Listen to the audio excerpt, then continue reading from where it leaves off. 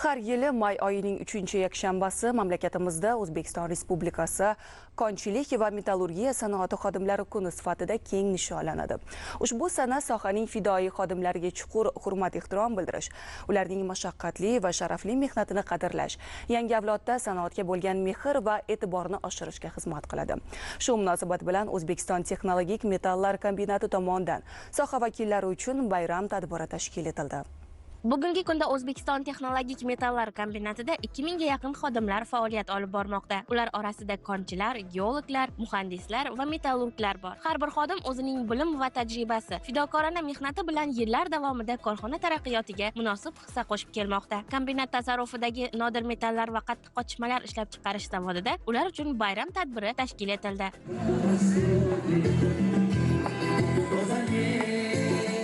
Tadbir doirasida sohaning 50 nafar ilg'or vakillari kombinat faoliyatidagi samarali ishtiroki, tashabbuskorligi va halol mehnati uchun tashakkurnoma hamda esdalik sovg'alari bilan taqdirlandi. Ular orasida uzoq yillardan beri faoliyat yuritayotgan tajribali xodimlar ham bor. Mana shu kombinatda 40 yildan beri ishlab kelaman.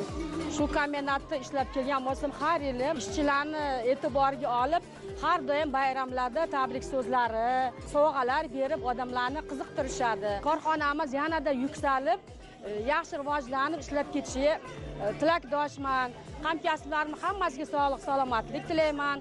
На этом комбинате я работаю уже более 30 лет. 30 yildan ko'p vaqt mobaynida ushbu kombinatda ishlab chiqarishni avtomatlashtirish xizmatida ishlab kelyapman. Biz tizimni avtomatlashtirish jarayonlarini nazorat qilib boramiz. Shunday kunda metallurgiya sanoatining barcha xodimlarini tabriklayman. Ularga sihat salomatlik, ishlarida muvaffaqiyatlar tilayman. Shu kungacha mana korxonada dispetcher lavozimida ishlab kelyapman. Mana bugungi bayramimiz munosabati bilan meni ham taqdirlashdi. Shu munosabatdan foydalanib, metallurglarni barchasini bayramligi bilan tabriklayman. Men shu korxonaga 79-yil kelganman. O'zim tabiat muhofaza qilish laboratoriyasida 26 yil ishladim. Bugun bayram bilan bizani tabriklashdi. Hamma korxona rahbarlariga rahmat aytaman. Bayram tadbirida iliq tabriklar, samimiy tilaklar yangradi. Soha vakillari uchun madaniy dastur, musiqiy chiqishlar namoyish etildi.